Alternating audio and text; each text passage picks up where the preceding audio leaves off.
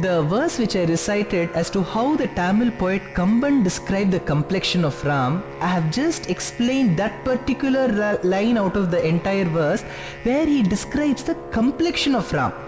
The verse is Veyyo noli tanmenil virisodil maraya பொய்யோ எனும் இடையாளொடும் இளையானொடும் போனான் அது மெய்யோ மரகதமோ மரிகடலோ மழைமுகிலோ ஐயோ இவன் வடிவு என்பதோர் அழியா அழகு உடையார். In that I have described only 1/4 of the entire verse.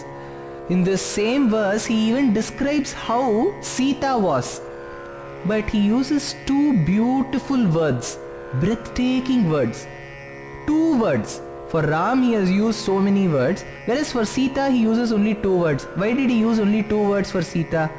Because when you want to describe the greatest person in this world, and when you know that that particular person has a lot of talent in him or her, you just have to use 2 words.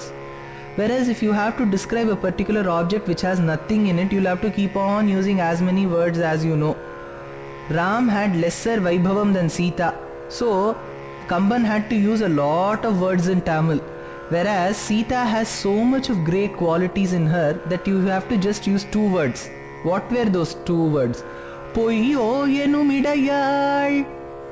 In science, whenever there is something false, but though it is false, it still exists. That particular thing is addressed with the word pseudo. You say pseudo reaction, pseudo carp. In botany you say pseudo carp. In chemistry you say pseudo reaction. Likewise, the Tamil poet Kamban says Sita had a hip which was pseudo. That means which was false. Though it is false, it still exists. What is the meaning of this? What is a hip meant for? A hip, according to Samudrika Lakshanam. Samudrika Lakshanam is a particular Shastram in our Vedas which describes how each and every feature of a particular human being should be. How a nose should be, how eyes should be, how the hair should be, how the mouth should be, how the teeth should be, how the neck should be. Every particular part, when they describe Ajanubahum Aravindadalayataaksham, for men and women, the shoulders should be very broad, and the vakshasthalyam, that is the vakshasthalam, the chest should also be very broad for men, whereas the hip should be something which could be brought inside the fist, the closed fist of a particular person's hand. It should be as thin as that. Whereas nowadays what is happening is, if you see certain people, they will look like pillars of a palace. Right from the head to the bottom, they will all look in one shape. That is not according to the way Samudrika Lakshanam has described. The hip should be something, it should be a particular connective. When your upper part of the body is broad and the bottom part of the body is also broad, you need some particular connective. They cannot float in air. So you need a particular connective that should connect the upper part of the body and the lower part of the body. And that connective should be as thin as a connective. So that connective is called a hip. Likewise, Sita's hip was as beautiful as the way in which Samudrika Shastram has described. That hip was so thin that to a person who was looking from a few meters far, it only looks as Sita had an upper part of the body and the lower part of the body, and the hip was missing. So he says, Poyyo enum idayal. The hip should be as thin as a person who is seeing from far should not have the thought that this person is having a hip. It should be in such a way that this person is not having a hip. Only when he comes closer should he be able to see a thin rod which represents the hip. If you have heard of great poets and philosophers, there is one particular philosopher in the Dravida tradition. He existed 2500 years back. It was all in BC. He was called Thiruvalluvar. He has written something called as Thirukkural. To people who are aware of Kabir, Tulsidas and Meera, they all had composed 2 lines of poetry, and those 2 lines used to convey a lot of morals and values. Those 2 lines are called as Doha. We say Kabir ke dohe, Meera ke dohe, Tulsi ke dohe. Doha means something which conveys a very good moral or a thought in 2 lines. Likewise in Tamil, those 2 lines are called as Kural. Since it was auspicious, it was called Thirukkural. we use the word Shri. We say Shriman ji, Shrimati ji. Shri. What does the word Shri denote? Something auspicious. The literal translation of the word Shri in Tamil is Thiru. That is why we say Tirupati. Thiru is Shri, which is auspicious. So, the word Tirukkural means the collection of those two lines of Kurals by this poet called as Thiruvalluvar. He gives a lot of morals and values. But he also describes how a man and a woman should be. There he gives a very beautiful example. It seems one day a person was walking on the street. While he was walking, he was surprised to see one particular incident.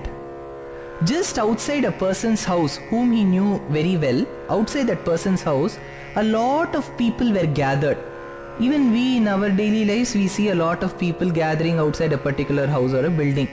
But we will come to know from the facial reaction itself as to whether they have gathered for a good event or for a bad event. Because nobody will go in Kanchipuram silk saree or Benares silk saree for a place where the people have died. And nobody will go in white clothes wearing nothing auspicious to a place where there is some marriage happening. We know how to go and in which attire to go to a particular event. People who were standing outside, who had gathered outside this house, were having a very bad expression on their faces. They were all very sorrowful. So this person who was walking on the street was surprised, because that morning only he had been inside that particular house and he spoke to the householder who was suffering from good health. So he was very good. But all of a sudden, what could have happened? So this person went and asked a person who was standing outside that house, "Swami, what has happened inside this house?"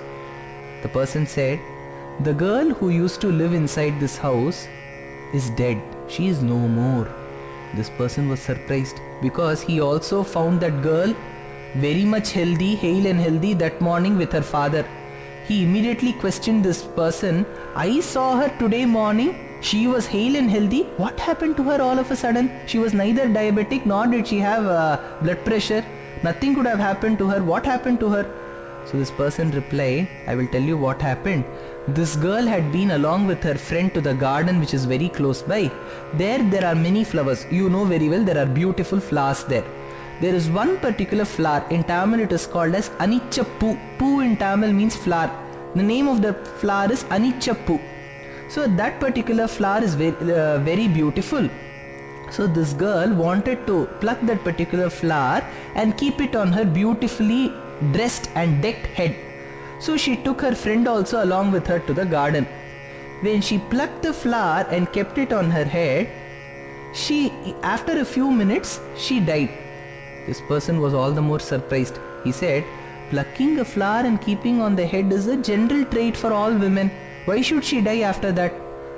The other person said, "I will tell you why she was dead. Because when she plucked the flower from the plant, she plucked the flower along with the stalk of that particular flower. Because she placed that flower on her head with the stalk, without able to bear the weight of that stalk, she broke her hip and she died, it seems. Because hip should be as thin as that. So a hip should be so thin that it cannot bear even a few grams of weight on the head. So the poet in turn describes how thin the hips of the Vedic time women used to be. So he says, "Anichappukkal kalayan peidal nuppiragu nalla pada apparai." Now we have described the beauty of Ram, Lakshman and Sita. All of you gathered here will be surprised as to Sita and Ram lived very much happy much prior to Dasharatha telling Ram that you will be coronated, and then Kaikeyi changing the decision of what Dasharatha had taken, that Ram should go to the forest. No. Sita and Ram lived happily for 12 years after their marriage at Mithila, undoubtedly. But they also lived happily after Kaikeyi had asked for the boon. In no way did Ram or Sita repent that they have lost their kingdom, they have lost all their wealth and they have come to the forest. So until Shurpanaka comes and until Ravana comes in the form of a sannyasi and abducts Sita, till that point Ram, Sita and Lakshman were happy. So when I have started Aranya Kandam, I have described the beauty of the trio to only say that every part of Aranya Kandam will be beautiful until Shurpanaka comes. Even after Shurpanaka comes, the events will be interesting. But the only thing is they will be a bit sorrowful. But the events will be interesting, and the trio lived very happily together till Shurpanaka had come, undoubtedly. Now, Ram enters the forest, Dandakaranyam. I have already told you that a lot of rishis and sannyasis were living in those forests. Generally, sannyasis don't prefer cities and suburban areas. There is a lot of traffic there. So they generally go to forests. The sannyasis and the rishis who were living in Dandakaranyam, Aranyam in Sanskrit means forest. Since it was named after a particular person called Dandaka, it was called Dandakaranyam. That particular forest area still exists in the lower part of Uttar Pradesh and the entire part of Madhya Pradesh. Whenever you go in train from South India to Delhi, you will have to cross a lot of the states. So when you cross Madhya Pradesh, whatever you see amongst the Vindhya Parvatas, they are all Dandakaranyam. But don't blame if you are not able to see trees. In Ramayana times there were a lot of trees there, but now if there are no trees, nobody is to be blamed.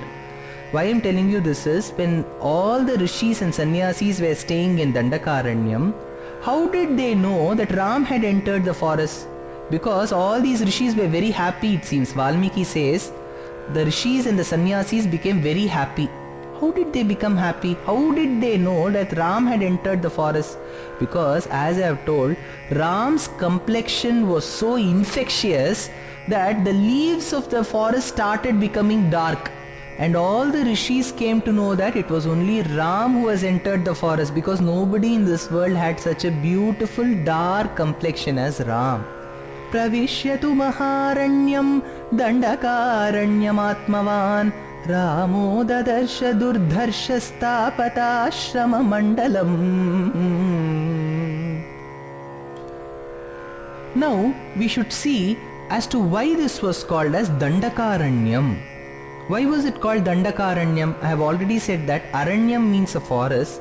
Dandaka is named after a particular person who was called Dandaka. Since it was named after this person, this forest, this Aranyam was called as Dandaka Aranyam, Dandakaranyam. So when Ram, Sita and Lakshman walked on along the forests of Dandakaranyam, we should also know as to why it was called Dandakaranyam and who was this Dandaka. Dandaka actually belonged to the ancestors of Ram.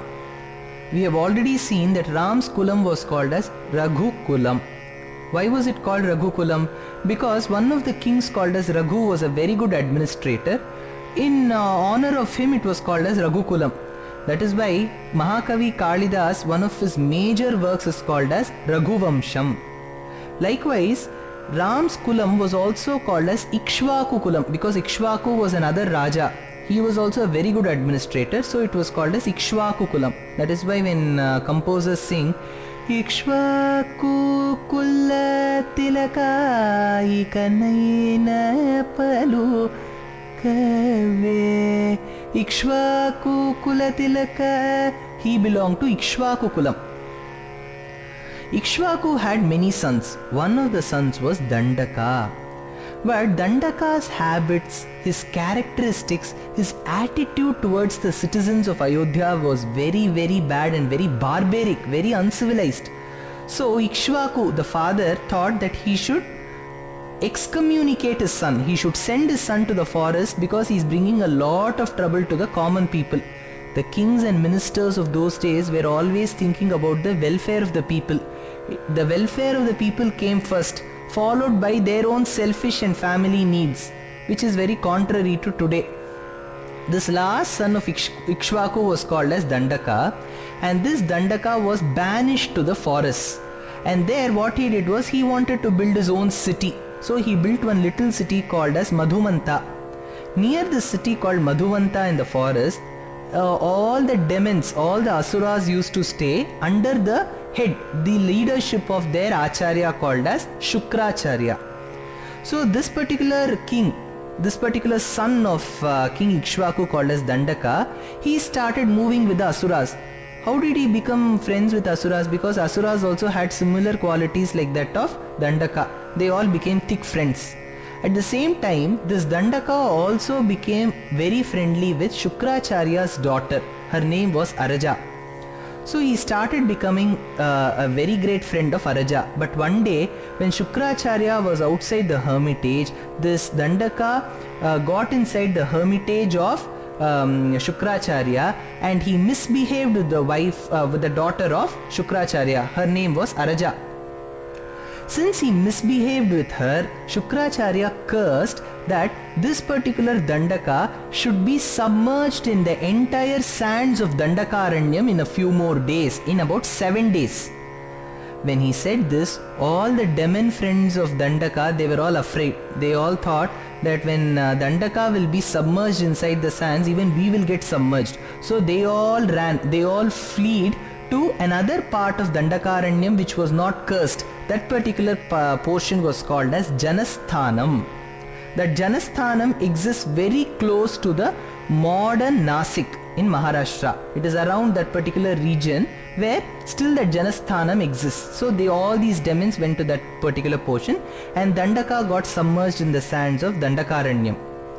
Now, why am I talking about Dandakaranyam right now? Dandakaranyam I spoke because it was that particular place where Dandaka was submerged. Ram, Sita and Lakshmana walked along the forest of Dandakaranyam. But they wanted to settle in a better place. So they came to this place called Janasthanam, where all the demons had settled under the leadership of two brothers, Khara and Dushana. They were the brothers of Ravan. Then you have to imagine how that place would have been.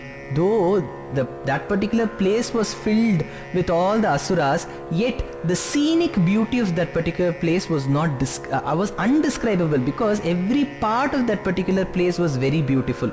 Tall trees, green leaves, beautiful rivers, little lakes, lots of birds. Everything was so beautiful that Sita was totally mesmerized by the beauty of that place called Janasthanam. So in this particular place called Janasthanam, prior to this, even before they could build a hermitage, on their way from Dandakaranyam to Janasthanam, they also had to meet a lot of rishis. As I have already said, Ram did not come on this earth to kill Ravana. It was a Samanya Dharmam. The Vishesha Dharmam was Pitruvakya Paripalanam. Another Vishesha Dharmam was Sadhu Samagamam. He wanted to meet the great sadhus, the like-minded people and spiritual souls who always thought about goodness and welfare to all people, immaterial of the caste, creed or religion. Now, when he entered one of the ashramas, the hermitage of one of the rishis, Valmiki gives a very beautiful description. Whenever you get inside a hermitage or an ashramam, the sanidhyam of that place, the sanctity of that place itself will be different. Some people have questions as to, they say that God is omnipresent. He is present in you, He is present in me, He is present in everybody here, He is present in every stone, He is present in every object, He is present in every tree, every leaf, every root, every fruit. Then why should we go to the temple specially? When He is present in me and He is present in you and He is present in everywhere, why can't I think that this body is a temple and I can start worshipping? Because though God is omnipresent and that Paramatma, Om Vishwam Vishnur Vashatkaro Vishwam Vishnuhu Vashatkaraha, this is how Sahasranamam starts. There all the commentators have described that God, Bhagavan, pervades every particular object. Vyapti Vyapaka Dharmam. He is inside every particular object. When they say that Bhagavan is there inside every particular object, now comes the question as to why should we go to temples? Because though Bhagavan is present inside us, we are not able to realize that particular Bhagavan in us. First thing. Second thing is, a temple is a place which is physically kept very pure, very clean.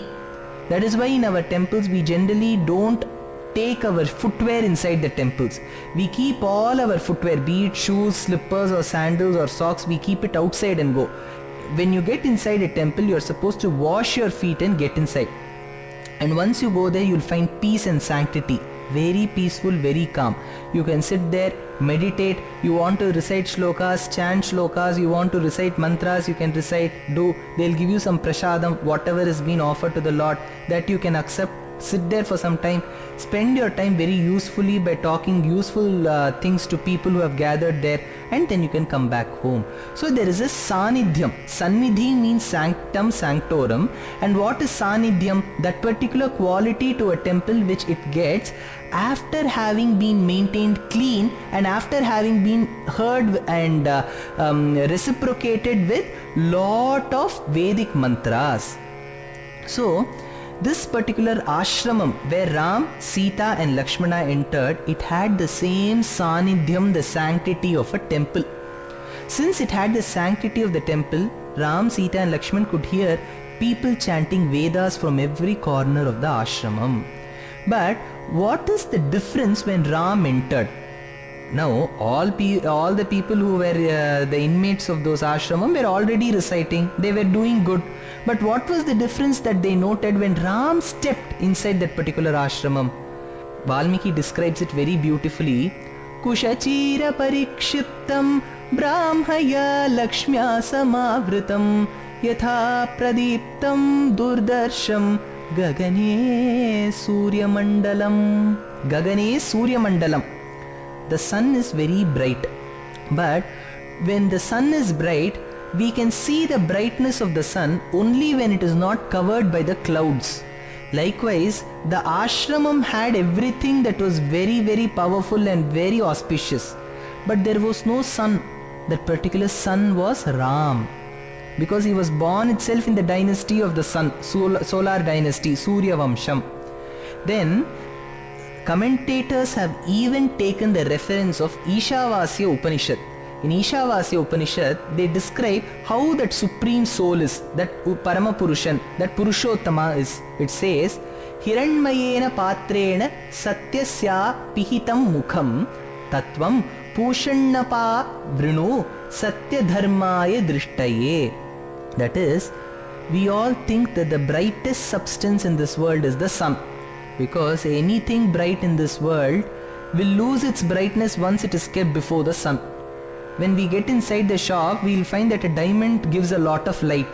But if you keep it under the sun, we can surely bet that the sun gives more light than the diamond.